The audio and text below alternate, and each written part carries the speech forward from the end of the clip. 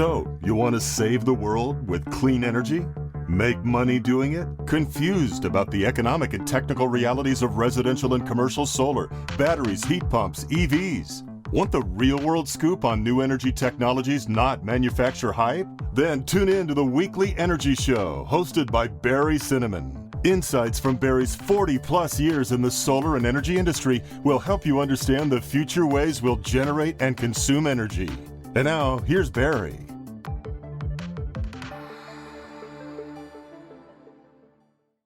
Welcome to this week's Energy Show.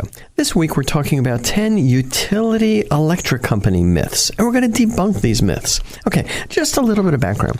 Electric utilities started in the U.S. in the 1880s. Thomas Edison came up with a way of generating DC power. He was sending DC power around in New York City and other places. Then George Westinghouse came up with the concept of AC power and started transmitting that. Big industries started to grow. Now, the fundamentals of the utility industry is that you generate power in a central location, big power plants. Hey, originally they were coal, then oil, then gas, and nuclear, now solar. You then have transmission lines that transmit the electricity at high voltages, long distances. We're no longer putting power plants in the middle of a city. They're usually outside, sometimes way outside. Then you have local distribution networks, those utility wires above ground, underground, those little transformers that look like tin cans up on these utility poles. And these local distribution systems send lower voltage power to businesses and homes in the area. It's a terrific industry. Many innovations. It's really been a key part of our industrial economy's growth. They deliver power safely and relatively inexpensively compared to what it used to cost. I mean, it's pretty affordable when you're looking at what's the alternative, putting in your own wood-burning generator or something. I mean, it's crazy. Much better. But the thing is that the way we generate power, the way we store power, we can store power now. And the way we're using the technology is changing rapidly. I mean, even like 50 years ago, the way you'd store power, even 10 years ago, is you'd pump the water up into a dam, and then you'd actually run turbines and generate electricity as the water in the dam goes down. We can still do that, but it's also easy to store power in a battery. Okay, so we have to reconsider the role of utilities now that we have solar and wind power, as well as affordable energy storage. The raison d'etre of a utility, which is a big organization that can generate power centrally and distribute it to the homes and businesses that need it. We don't need that as much anymore because technology is kind of passing us by. All right, background. Obviously, I'm a solar guy. I'm biased. But I'm also fighting these utilities for the last 20 years. So I'm biased, but I'm kind of angry sometimes, candidly, because the utilities are my biggest competitor for the last 20 years. When I look at who I'm competing with, there's a lot of other solar companies out there. And if I look at things short term, they're my competitors. But we solar companies team together and work to change the rules that apply to electricity generation, storage, and usage so that you can take advantage of rooftop solar and storage. So I operate mostly in PG&E territory, but in the past, when I was running Akina Solar and Westinghouse Solar, we operated all over the U.S. I had the pleasure and the displeasure of dealing with utilities all over the country, dozens of utilities. We're always fighting, regardless of who we're working with, we're fighting for rates against the utilities that don't penalize solar customers. You hear about net metering going away, things like that. Those are being pushed by utilities and their interests. We're fighting for good solar incentives, not only rebates, but things like the investment tax credit. The utilities were against that tax credit going to businesses and homeowners. Why? Because it makes it harder for them to make money. And we're also now fighting really hard for workforce and labor rules that allow regular solar installers to continue to install the batteries and storage systems and panels that we've been doing safely for 20, 30 years. So it's kind of like a battle between two industries, the little guys and the big guys. The big incumbent utilities got tons of money, billions of dollars, and the little guys, we have better technology. And we're gradually kind of hopefully taking over. Now, my radio show here, we're basically in the California Bay Area, San Francisco Bay Area, and our local utility is Pacific Gas and Electric, fondly known as PG&E. They oppose solar incentives. They oppose battery storage incentives. They oppose net metering. They oppose customer tax credits. They're against allowing solar installers to install battery storage systems. They're doing everything they can to increase the cost of installing solar and energy storage charge on your business or your home. That's a fact. They're horrible when it comes to helping our customers install solar and batteries. It could take 3 to 6 months to fill out a simple piece of paperwork. They deliberately lose documents. I wonder why. Well, the reason is these solar and battery storage systems compete with what they do. Now, do you ever wonder why it's really easy to work with your utility to put in a bigger air conditioning unit or upgrade your service or buy an electric vehicle? They love to do that. Oh, why? Because you're going to buy more power. But if you ever try and get them to say, hey, I want to put a little tiny solar panel on my roof, 3 kilowatt system, tiny little system, it's smaller than the smallest central air conditioning unit, you go through hell. And that's simply because it reflects on their way to make money. They make money when they put in a bigger air conditioner or when you plug in an electric vehicle or when you expand your house. But they don't make money. They lose money when you generate your own power. Now, I'm critical of PG&E, but absolutely, without a doubt, PG&E is the best utility I've worked with and against over the last 20 years all over the country. They're the most enlightened utility, if you pardon the pun. Most other utilities, almost everyone I've worked with around the country, they're much worse. They're much more hostile. They don't even acknowledge some of these facts. PG&E pretty good in that regard. They have great management, but their management is doing a good job to maximize the profits for their stockholders, and we're bumping heads with them. Now, it's really important to understand why utilities like PG&E fight solar. So let's look at what the utility business model is. How do utilities make money? This is really important. The utility business model, public utility business model, operates in reverse to all competitive business models. This backwards business model was explained to me by a former CEO of PG&E. Here's how it works. Listen closely. Each utility every year determines its total estimated expenses. They figure, okay, for 2019, our expenses are going to be X. Then they look at what their total assets are going to be next year. And the way they figure out what revenue they need is they add their total expenses for next year to their total assets times a guaranteed mandatory profit of 10%. Some utilities are a little more. So in the case of PG&E, I think it's 10 or 11%. So basically, they add their expenses to their total assets times a profit percentage of 10%. And that's how they figure out how much revenue they need to make. So basically, the equation is it's the utility expenses plus their profit on their assets equals their total targeted revenue. Pretty simple equation, but backwards. They then negotiate with the Public Utilities Commission and other entities to determine the electric rates that are going to allow them to hit the necessary revenue number so that they can achieve their targeted profits. So these electric rate negotiations are called rate cases. They sometimes take a few years, and it's painful. There's legions of lawyers and consultants on the utility side and on the Public Utilities Commission, the big battle between utilities who want to raise the electric rates always, and they always want to increase their assets against consumer organizations who want to lower rates, get other industries like solar and storage who also want to have favorable policies for solar. And the Public Utilities Commission is kind of like the referee. So remember the equation. Total revenue that they get is the net assets times the rate of return plus their expenses. So let's look at a rough example for PG&E based on their 2017 annual report. Total assets at PG&E in 2017, $64 billion times 10% equals a guaranteed profit that they get of $6.4 billion. These numbers aren't perfect. They're just rough ballpark estimates, but it's kind of rough based on their 2017 report. So they get a guaranteed profit of $6.4 billion. To that, they add in their total expenses that they expect that they had in 2017. They figured this out back in 2014, 2015. Total expenses in 2017 were $17 billion. So their total revenue gets to be $17 billion. That's 6.4 plus 11. They then would set the electric rates, and these rates were set back before 2017, so that they get to a targeted revenue of $17 billion. So basically, they say these are going to be our expenses, these are going to be our assets, and they want to make those assets as high as possible. They don't care about the expenses. And this is our targeted rate of return, and that's how they come up with the number. So now that you understand the utility's motivation, we can understand the myths. And where do these myths come from? These myths are coming from the utilities themselves. They're spinning these numbers with their PR departments to justify their actions. And what's worse is they get ratepayer funds for their own favorable public relations and these misleading myths. So we're going to, in the next section, talk about these 10 different myths. But you got to remember, remember, when you dig into the details of these myths, the myths are there because the utilities are trying to justify their actions, and they're kind of spinning the truth, so it's really not reality. Okay, myth number 1. Utility profits are decoupled from selling electricity. This is technically true, but in reality, a complete myth. Is false. The fact is utilities are owned by investors, and investors want to maximize their revenues and maximize their profits. Like PG&E, they report every quarter what their profits and their revenues are, and if their revenues decline, their stock prices decline. If their profits decline, their stock prices decline. And when these numbers go down, management gets in trouble. They can get fired. There's a changeover. So the management at utilities works very hard to increase their assets and to maximize their electricity sales.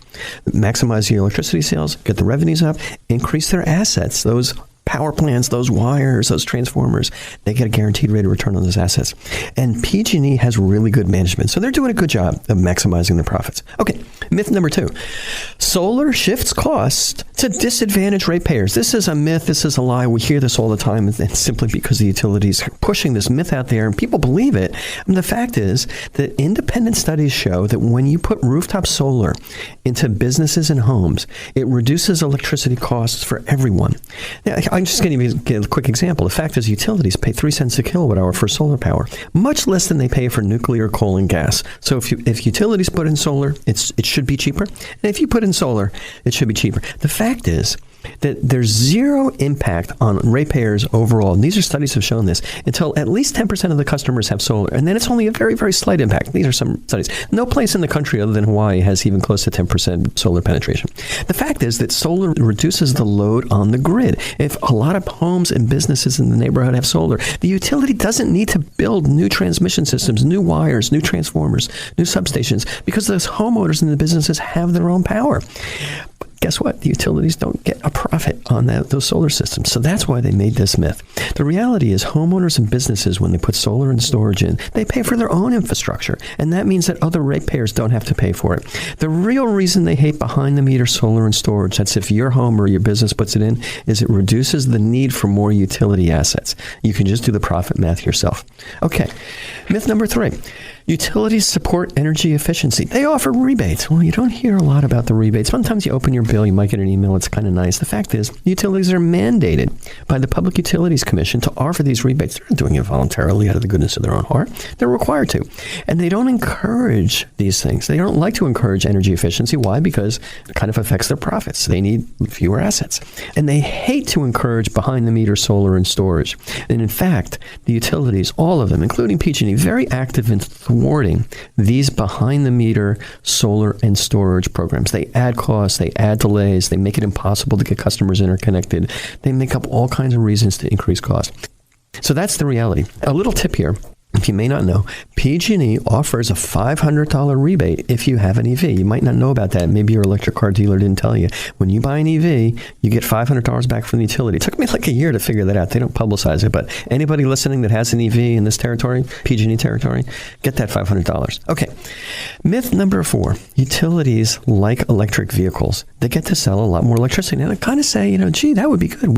We could see the utility replacing that corner gas station. Now, I have nothing against a corner gas station. The thing is that those corner gas stations are selling a fossil fuel, and that's not going to be good for the environment. So it'd be great if we could be replacing those gas stations with electricity. That would make sense, especially if the electricity is generated from inexpensive solar and wind. If you're generating the electricity from coal, fact of the matter is you might actually be increasing emissions over gasoline.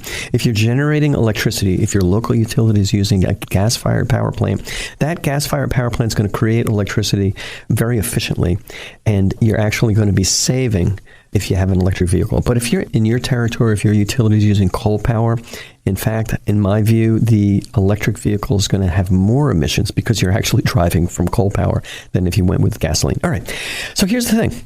Utilities really only like EVs if they get to provide the charging infrastructure. They want to put in the charging points. They want to put in the new wires. Why? Because that increases their assets and increases their profits. There's big battles in California over the last 5 years or so about who gets to install and own these EV chargers. Some great companies like ChargePoint and others are right down the street from us in Campbell. They'd love to put in EV chargers everywhere, but then they kind of bump up to the utility monopoly that says, oh, hold on. We're the utility. We're the only ones that get to sell retail electricity. If you're putting in an EV charger, you have to buy electricity from us at the retail rate, which would be basically a commercial rate, and then mark it up. It makes it really hard for them to make money. Whereas the utilities would rather get all ratepayers to pay for running new wires to those chargers and operating those chargers, and then the utilities would be making the full retail amount. So that's kind of a challenge, and it's slowing down the EV industry, and I hope it changes, but I'm not super optimistic about that. Okay, next myth. Utilities like solar and battery storage. You go to their websites, you see some nice pictures of solar farms in the deserts, and they're talking about we're putting in new battery storage systems. The fact is, they like solar and battery storage, but only when they own the equipment. So if the utilities are putting in a solar farm or a huge battery storage substation with 10 containers full of lithium-ion batteries, they love it if they do that work, and they basically rate base it. That goes to their assets. They get a 10% return on those assets. But if the customers buy the solar and put it on the roof, or if the customers buy a big battery and put it in their business in their home, the utility doesn't get that asset, and they fight that. They don't want rebates to go for that, and they make it very difficult to connect it, and that means the expenses are higher. Big battle right now in the solar industry between utility installers and distributed energy or behind the meter installers. We call them behind the meter because basically they're not installing the solar and the storage on the utility side of the meter. That's the wires coming down. They install it on the customer side of the meter. Big battle in the industry because utilities support these big solar farms. They buy cheaper electricity from these big solar farms. They get to increase their asset base and their profits with these big solar farms. And the companies that are installing these big solar farms are solar installers. They're great guys too. They're safe. They're good. But they're making money from the utilities, which is okay, and they're opposed in many ways to smaller installers or commercial and residential installers doing this work. Here's an example. Big company, the biggest solar manufacturer in the country is First Solar. They only make solar panels for utility scale installations. Their stuff has cadmium in it, so they have glass-on-glass panels, kind of cool, but it has a toxic chemical cadmium in it. Never put it on your roof, whether you're a business or a home, but it's okay to put it in the desert. First Solar fights against your ability as a homeowner or business owner to put solar on your roof. They fight against that metering. They fight against the tax credit. They're fighting against rules that are favorable to this. And so think about who pays for these utility solar investments. I mean, the reality is if a utility puts in a solar farm, they own it. They get to raise the rates for everybody to pay for that asset. Whereas if you put solar on your roof or if you put battery storage in your business or home, you're the customer. You make that investment. You get the direct benefit.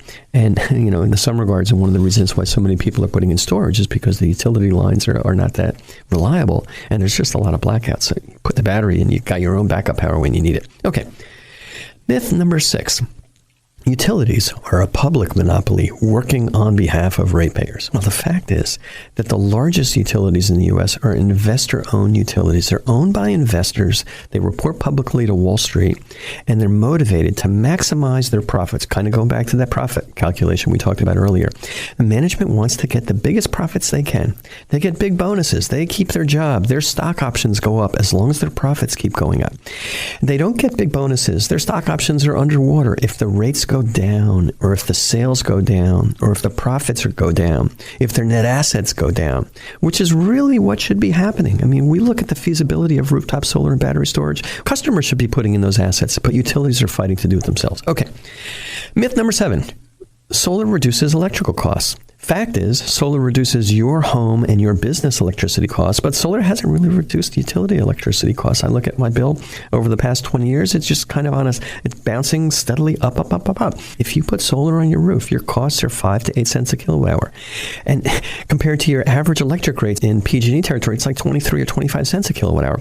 And then when you look at utilities putting in solar or wind, they're putting in solar systems for 3 or 4 cents a kilowatt hour, much less. Have our rates gone down? No. And that's because they're putting in more assets and they get to generate more profits.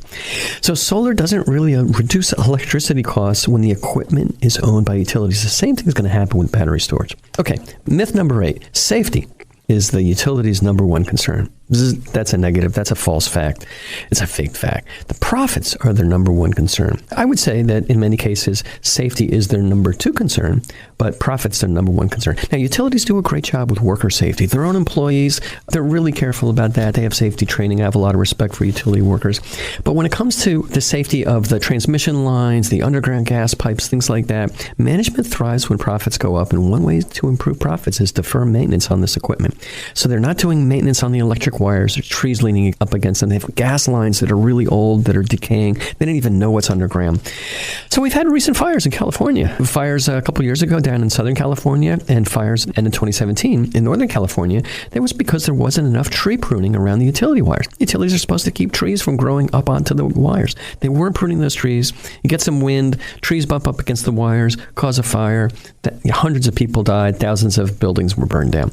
The utilities are trying to change the laws in California to absolve them of liability for these fires caused by these wires, because they don't want to do the maintenance and they don't want to be caught guilty for causing that and be penalized. Okay. Myth number 9, public utilities are the only way to provide reliable and affordable electricity. Well, the fact is there's two kinds of utilities. There's investor-owned utilities and there's municipal-owned utilities. IOUs almost always charge more for electricity. I'm just kind of looking at PG&E's average rates right down near San Jose, 23 cents a kilowatt hour, and that includes apartments. City of Santa Clara, also in Santa Clara County, City of Palo Alto, they have their own municipal utilities. Their rates are about half of what PG&E's rates are. I looked at some data. Palo Alto rates averaged 11 cents a kilowatt hour. Silicon Valley Power in Santa Clara, 12 cents a kilowatt hour. Municipal utilities provide much cheaper electricity, and it's just reliable and it's cheaper. And community choice aggregators, and there's some new ones coming out, they're even better. Okay, myth number 10. Solar will disrupt the grid at high penetration levels. In fact, this has never happened anywhere in the world. It's called a fear, uncertainty, and doubt from utilities. They're trying to scare you. The reality is, how many blackouts have you had in Northern California, in your regional area? The grid's already being disrupted because utilities are deferring maintenance on their equipment, and that they get better profits, so they're deferring the maintenance. Behind-the-meter storage and solar cures these local grid problems, but the utilities don't get to keep that asset, and provides backup power. All right, so in conclusion, kind of wrapping up, for 130 years, electric utilities have supplied electricity to homes and businesses. It's been pretty good. It's been pretty safe. There's a good industry. Heck, they got their own squares on monopoly. But the technology has changed. Now you can generate and store your own power for less money. And keep in mind the profit motive that utilities have when they spin these myths. Behind-the-meter solar and storage is a better option, but you have to compete against an entrenched monopoly. Solar industry spins its wheels and spends millions of dollars doing that. So I suggest you look into solar and storage for your own home or your own business and get multiple quotes, because candidly, there's some myths about solar installers too. You can figure it out if you get some competitive quotes. That's all the time we have on this week's Energy Show, and thanks to all of our listeners for tuning in. If you missed any of today's show, you can always go to our website at cinnamon.energy or listen to the podcasts. So, you want to save the world with clean energy? Make money doing it? Confused about the economic and technical realities of residential and commercial solar, batteries, heat pumps, EVs? Want the real-world scoop on new energy technologies, not manufacturer hype? Then tune in to the Weekly Energy Show, hosted by Barry Cinnamon. Insights from Barry's 40-plus years in the solar and energy industry will help you understand the future ways we'll generate and consume energy. And now, here's Barry.